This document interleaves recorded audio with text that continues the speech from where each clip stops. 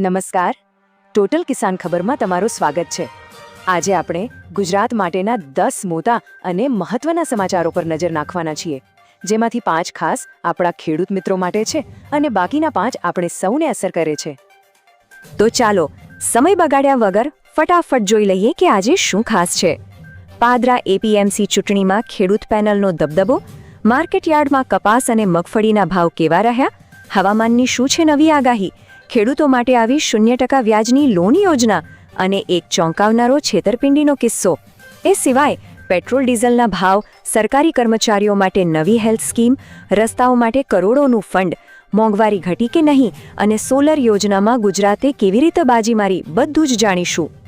આ બધા સમાચારોને આપણે વિસ્તારથી સમજીએ, પણ એ પહેલા એક નાનકડી વિનંતી, અમને સપોર્ટ કરવા માટે આ વિડીયોને એક લાઇક આપી દો અને અમારી ચેનલ ટોટલ કિસાન ખબરને સબસ્ક્રાઇબ કરી લો। તમારો સાથ જ અમારી તાકાત છે। ચાલો હવે આગળ વધીએ। સૌથી પહેલા ચાલો શરૂઆત કરીએ એ સમાચારોથી જે સીધા આપણા ખેડૂત ભાઈઓના હિત સાથે જોડાયેલા છે। તો સૌથી પહેલા વાત કરીએ પાદરા એપીએમસી ચૂંટણીની, જ્યાં ખેડૂત સહકાર પેનલે જબરદસ્ત પ્રદર્શન કર્યું છે। 1-2 નહીં પણ બધી જ 10 બેઠકો પર વિજય મેળવ્યો છે, એ પણ ક્લીન સ્વીપ સાથે। અને જુઓ, 90% જેટલું ઊંચું મતદાન થયું, જે બતાવે છે કે ખેડૂતો હવે કેટલા જાગૃત છે। પાદરાની વાત તો થઈ, પણ તમારા વિસ્તારમાં એપીએમસીની શું હાલત છે, ત્યાં કોણ જીત્યું, ત્યાંની રાજનીતિ કેવી ચાલી રહી છે, નીચે કોમેન્ટ બોક્સમાં અમને જરૂરથી જણાવો। હવે આવીએ એ વાત પર જેની સૌ ખેડૂતો રાહ જોતા હોય છે, માર્કેટના ભાવ। તો સારા સમાચાર એ છે કે બજારમાં ભાવ સ્થિર છે। કપાસનો ભાવ હાલમાં 50-60 થી 5650 રૂપિયાની વચ્ચે ચાલી રહ્યો છે। એ જ રીતે મગફળી અને બીજા શાકભાજીના ભાવ પણ લગભગ સ્થિર રહ્યા છે, જે ખેડૂતો અને ગ્રાહકો બંને માટે રાહતની રાત છે। પણ આ તો થયા સરકારી આંકડા। સાચું કહેજો, તમને તમારા કપાસનો શું ભાવ મળી રહ્યો છે? શું તમને લાગે છે કે આ ભાવ પોસાય એવો છે? તમારો જે પણ અનુભવ હોય એ નીચે કોમેન્ટમાં લખીને બીજા ખેડૂતો સાથે શેર કરો। હવે વાત હવામાનની। હવામાન વિભાગ તરફથી દક્ષિણ ગુજરાત માટે ખાસ અપડેટ છે। સુરત, ડાંગ, તાપી, નવસારી અને વલસાડ જિલ્લામાં આવતા 2 દિવસ હળવાથી મધ્યમ વરસાદ પડી શકે છે। તો આ વિસ્તારના ખેડૂત મિત્રો આ વાતને ધ્યાનમાં રાખીને પોતાના ખેતીના કામનું આયોજન કરે। આગાહી તો આવી ગઈ, પણ તમારા ગામમાં, તમારા જિલ્લામાં અત્યારે શું માહોલ છે? વરસાદ ચાલુ થયો છે કે વાદળછાયું વાતાવરણ છે? તમારી એક કોમેન્ટ બીજા ઘણા ખેડૂતોને મદદરૂપ થઈ શકે છે, તો ફટાફટ જણાવો। ચાલો હવે એક બહુ જ મોટી અને કામની યોજના વિશે વાત કરીએ। સરકાર ખેડૂતોને 3 લાખ રૂપિયા સુધીની પાક લોન આપી રહી છે, અને એ પણ 0% વ્યાજ પર। મતલબ કે જેટલા રૂપિયા લો એટલા જ પાછા આપવાના, કોઈ વ્યાજ નહીં। આનો લાભ લગભગ 25 લાખ ખેડૂતોને મળવાનો છે। યોજના તો સાંભળવામાં બહુ સારી લાગે છે, ખરું ને? પણ શું આનો લાભ લેવો એટલો જ સહેલો છે?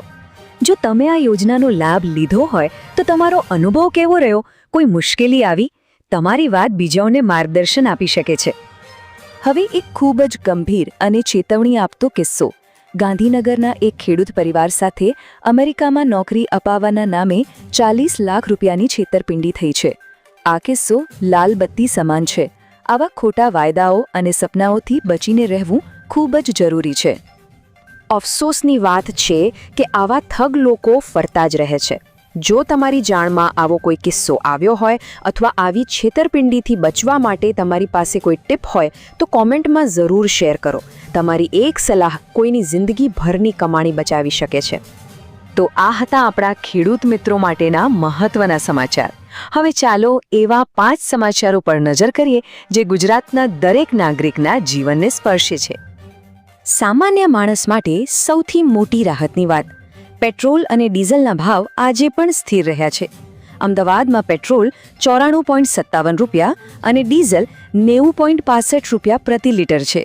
ભાવમાં કોઈ વધારો નથી થયો, એટલે વાહન ચાલકોને થોડી શાંતિ છે।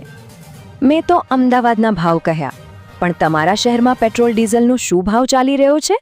ચાલો ફટાફટ કોમેન્ટમાં તમારા શહેરનું નામ અને ભાવ લખીને બીજા બધાને પણ જાણ કરો।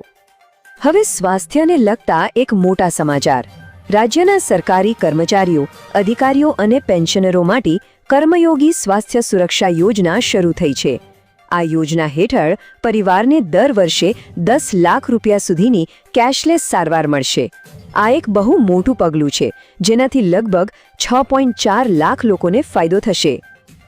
સરકારી કર્મચારીઓ માટે તો આ યોજના ખૂબ જ ફાયદાકારક સાબિત થઈ શકે છે.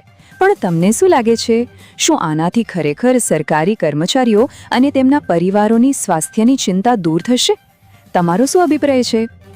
હવે વાત કરીએ આપણા રસ્તાઓની. સરકારે રોડ સેફટી અને ઇન્ફ્રાસ્ટ્રક્ચર સુધારવા માટે 1,14,700 કરોડ રૂપિયાનું જંગી ભંડોળ મંજૂર કર્યું છે. આ પૈસાથી માત્ર નવા રસ્તાઓ જ નહીં બને, પણ જૂના રસ્તાઓને વધુ સુરક્ષિત અને ટકાઉ પણ બનાવવામાં આવશે. આશા રાખીએ કે આનાથી અકસ્માતોમાં ઘટાડો થાય.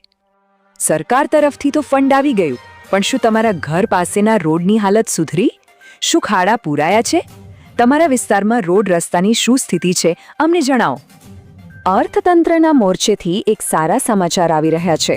દેશમાં મોંઘવારીનો દર ઘટીને છેલ્લા ઘણા વર્ષોના સૌથી નીચા સ્તરે પહોંચી ગયો છે. ખાસ કરીને ખાવા પીવાની ચીજવસ્તુઓના ભાવ ઘટ્યા છે, જેનો સીધો ફાયદો સામાન્ય માણસના ઘરના બજેટ પર થઈ શકે છે. આંકડા તો કહે છે કે મોંઘવારી ઘટી, પણ જ્યારે તમે બજારમાં વસ્તુઓ લેવા જાઓ છો, ત્યારે શું તમને આ ઘટાડો ખરેખર અનુભવાય છે? શું તમારા કરિયાણાનું બિલ ઓછું થયું છે? તમારો અનુભવ શું કહે છે? અને હવે આજના છેલ્લા અને ગૌરવ અપાવે એવા સમાચાર. પીએમ સૂર્યઘર મફત વીજળી યોજનામાં આપણું ગુજરાત આખા દેશમાં નંબર 1 પર છે. દેશમાં જેટલી પણ સોલર સિસ્ટમ લાગી છે, એમાંથી 34% તો એકલા ગુજરાતમાં છે. 3.5 લાખથી વધુ ઘરો પર સોલર સિસ્ટમ લાગી ચૂકી છે. આ તો ખરેખર બહુ મોટી વાત છે. શું તમે પણ આ યોજનાનો લાભ લીધો છે? તમારા ઘરે સોલર સિસ્ટમ લાગેલી છે? કોમેન્ટમાં બસ હા કે ના લખીને અમને જણાવો. તો મિત્રો, આ હતા આજના દિવસના મુખ્ય અપડેટ્સ. અમને આશા છે કે આ માહિતી તમને તમારા રોજિંદા જીવનમાં અને આર્થિક નિર્ણયો લેવામાં ચોક્કસપણે ઉપયોગી થશે. જો તમને અમારું કામ ગમ્યું હોય અને માહિતી ઉપયોગી લાગી હોય, તો મહેરબાની કરીને આ વિડીયોને લાઇક કરવાનું ભૂલતા નહીં. અને ભવિષ્યમાં પણ આવા જ સાચા અને સચોટ સમાચારો મેળવવા માટે અમારી ટોટલ કિસાન ખબર ચેનલને અત્યારે જ સબસ્ક્રાઇબ કરી લો. ફરી મળીશું. ત્યાં સુધી આભાર.